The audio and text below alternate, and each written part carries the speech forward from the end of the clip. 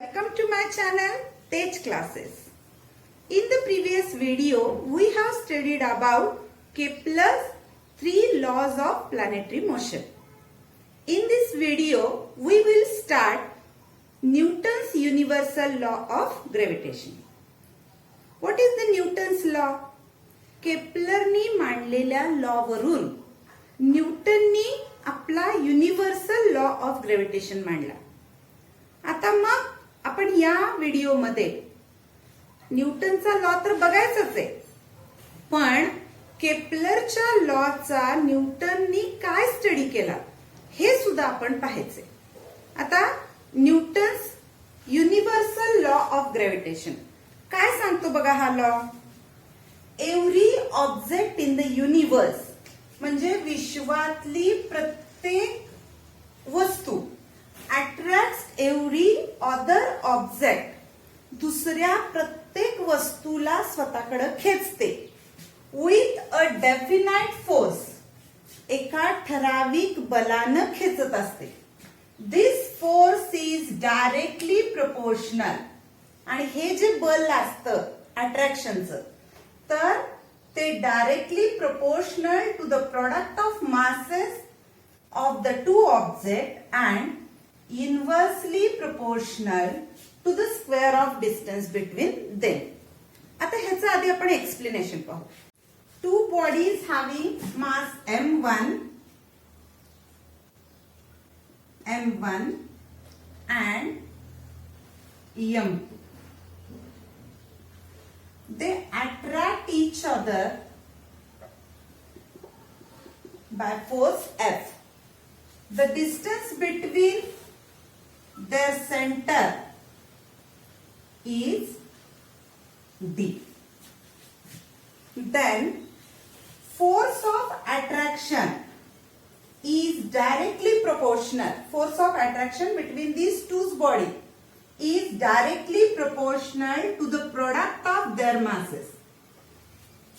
And force is inversely proportional to the square of distance between them. Adding these two equations, we get the equation force of attraction is directly proportional to product of masses and inversely proportional to the square of distance between them. आता हे जे चिन्ह आहे प्रोपोर्शनॅलिटीचं तर हे घालवण्यासाठी आपण एक कॉन्स्टंट घेतो. आता इथं जो कॉन्स्टंट आहे तर हा कॉन्स्टंट आपण जी घेऊ म्हणजे प्रोपोर्शनॅलिटी साइनच्या ऐवजी equal to sign F is equal to G into m1 m2 upon d square. This is the Newton's law of gravitation. Formula मध्ये F is the force of attraction between two bodies. G is the universal constant of gravitation. m1 is the mass of one body, m2 is the mass of another body. D is the distance between these two objects. आता यामध्ये काही गोष्टी महत्वाच्या काय बघा की हा जो फोर्स आहे तो कशा कशावर डिपेंड असतो. आता m1 आणि m2 हे जे दोन मास आहेत if one of the mass is double जर त्यापैकी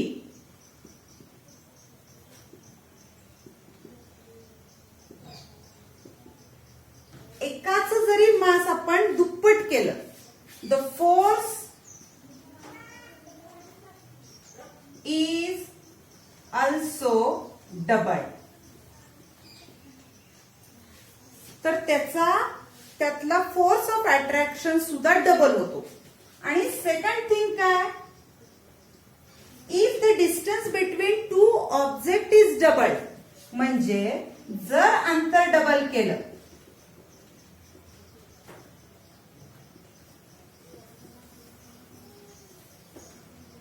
द फोर्स आता अंतर डबल केलं तर फोर्स ऑफ अट्रॅक्शन मात्र चौपटीनं कमी येतो. If distance is doubled, the force of attraction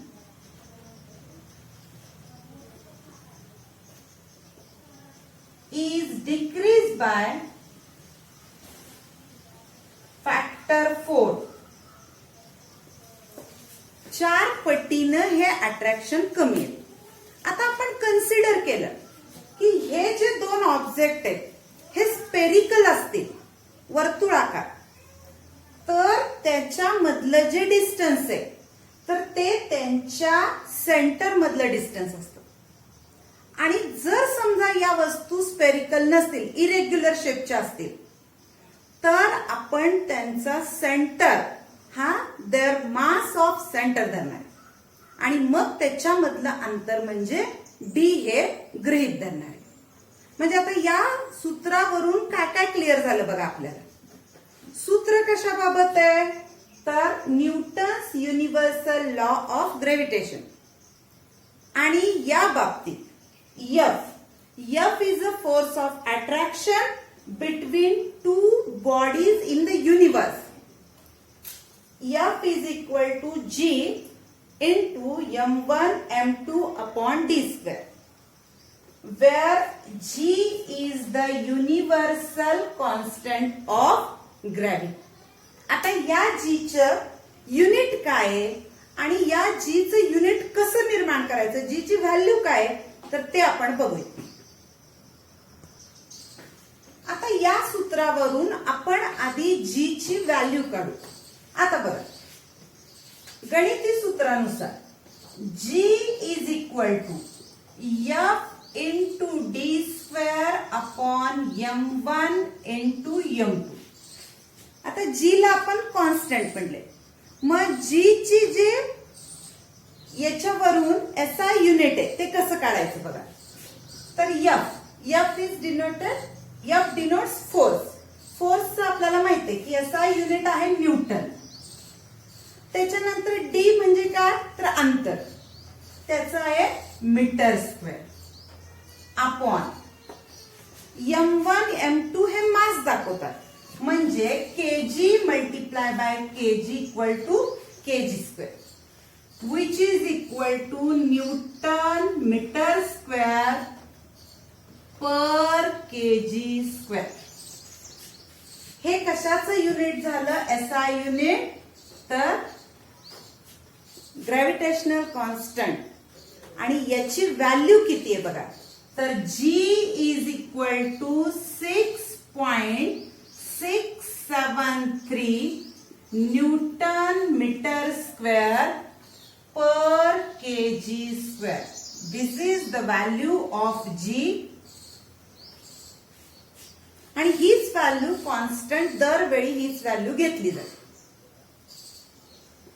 आता पुढचा जो भाग आहे आपण बघितलं की केपलरच्या लॉ वरून न्यूटननी स्वतःचा लॉ मांडलाय. तर आपल्या एक्सरसाइज मध्ये पण एक क्वेश्चन आहे आपल्याला आणि आता आपण ते स्पष्टीकरण बघणार आहे की कशा पद्धतीनं केपलरचा लॉ न्यूटनला उपयोगी पडला. पॉइंट बघण्याआधी आपण याच्याशी संबंधित एक प्रश्न बघू की जो आपल्या एक्सरसाइज मध्ये हा क्वेश्चन आहे. How did Kepler's law help Newton to arrive at the universe square law of gravity. म्हणजे केपलरचे लॉ सांगा असा पहिला भाग आहे आणि हे लॉ न्यूटनला त्याचा लॉ प्रूव्ह करण्यासाठी कसे उपयोगी पडतात. तर आता आपण त्याचं बघू एक्सप्लेनेशन. काय तर circular motion or magnitude of centripetal force. समजा एखादा कोणताही प्लॅनेट सर्क्युलर मोशन मध्ये अर्थ भोवती फिरतो. एक प्लॅनेट आहे जो सेंट्रिपिटल फोर्सनी आपल्या ऑर्बिट मध्ये फिरतो. आता समजा या प्लॅनेटचं मास आहे m आणि तो ज्या ऑर्बिट मध्ये फिरतोय त्याची रेडियस आहे r. याला एक फेरी पूर्ण करण्यासाठी म्हणजे पिरियड ऑफ रिव्हॉल्युशन आपण त्याचा टी मानू. टी म्हणजे काय तर सर्कम्फरन्स असणार. मग the centripetal force is given by the formula F is equal to m into v square upon r, where v is the speed of planet. आता इथं v हा त्याचा वेग आहे, F काय आहे तर सेंट्रिपिटल फोर्स, R काय आहे इथं तर ज्या ऑर्बिट मध्ये हा प्लॅनेट फिरतोय तर त्याची रेडियस आहे.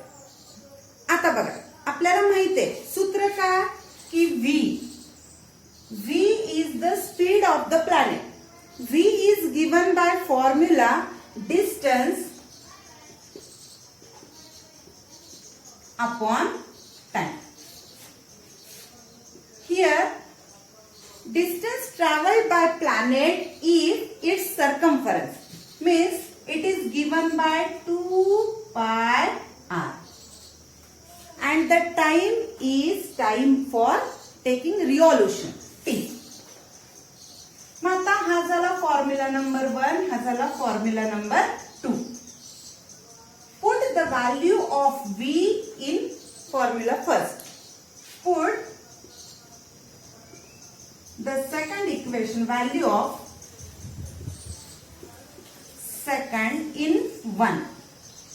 Then we get force of attraction is equal to m in bracket 2 pi r upon t bracket square upon r. आता हे सोडवू आपण, काय मिळेल बघा. Therefore f is equal to square ब्रॅकेटचा आपण पूर्ण स्क्वेअर करूया, m into 4 pi square r square upon t square upon r. आता अंशामध्ये जो छेद असतो तो छेदस्थानी जातो. या नियमानं काय होईल, m 4 into m pi square r square upon t square into r. एक r कॅन्सल होईल. Therefore f is equal to 4m pi square r upon t square. This is our equation number 3. आता इथे एक step करू, multiply and divide equation 3 by r square. आता फक्त एकाच बाजूला आपल्याला गुणायचं आणि सेम किमतीनं गुणलं भागलं की किंमत काही फरक पडत नाही. बघा f is equal to 4m pi square r into r square upon t square into r square. आपण काय केलं की 3 इक्वेशनला अंशाला छेदाला दोन्हीनं r स्क्वेअर न गुणले. आता आपल्याला इक्वेशन काय मिळालं बघा, which is equal to 4m pi square into r cube upon r square into t square. आता यामधली ही जी व्हॅल्यू आहे ही बघा, केप्लर्स थर्ड लॉ मध्ये आपण एक व्हॅल्यू मिळवली होती. काय व्हॅल्यू मिळवली होती की T square upon R cube is equal to constant K according to Kepler's law. आता ती व्हॅल्यू आपण या इक्वेशन मध्ये पुट केला, आपल्याला काय मिळेल, f is equal to 4m pi square upon k into r square. पण आता ही जी सगळ्या व्हॅल्यूचं निरीक्षण केलं तर 4m pi square upon k हा सगळाच कॉन्स्टंट आहे, हा सगळाच कॉन्स्टंट आहे. म्हणून आपल्याला काय म्हणता येईल की force of attraction is inversely proportional to r square. म्हणता येईल बघा, Newton concluded that centripetal force which is the force acting on the planet, म्हणजे हा जो centripetal force आहे F which is acting on the planet, हा काय आहे, is responsible for its circular motion. हा फोर्स त्याच्या सर्क्युलर मोशन साठी रिस्पॉन्सिबल आहे. Must be inversely proportional square of distance between the planet and the sun. म्हणजे इथं जर हा सन धरला, हा कुठलाही प्लॅनेट धरला, आपण जे अर्थ अँड मून म्हणलं होतं, तर सन आणि कुठलाही प्लॅनेट जर धरला तर त्याच्यामधला फोर्स ऑफ अट्रॅक्शन किंवा सेंट्रिपिटल फोर्स हा जो आहे तो त्याच्या स्क्वेअर म्हणजे आर स्क्वेअरशी इनव्हर्सली प्रोपोर्शनल आहे. हे या पूर्ण सूत्रावरून सिद्ध होते. म्हणजेच न्यूटननं केपलरचा लॉ कसा वापरला हे इथं आपण प्रूव्ह केलं. आता नेक्स्ट पॉइंट जे आहेत ते आपण आपल्या नेक्स्ट व्हिडिओत बघूया. तोपर्यंत सर्वांना धन्यवाद.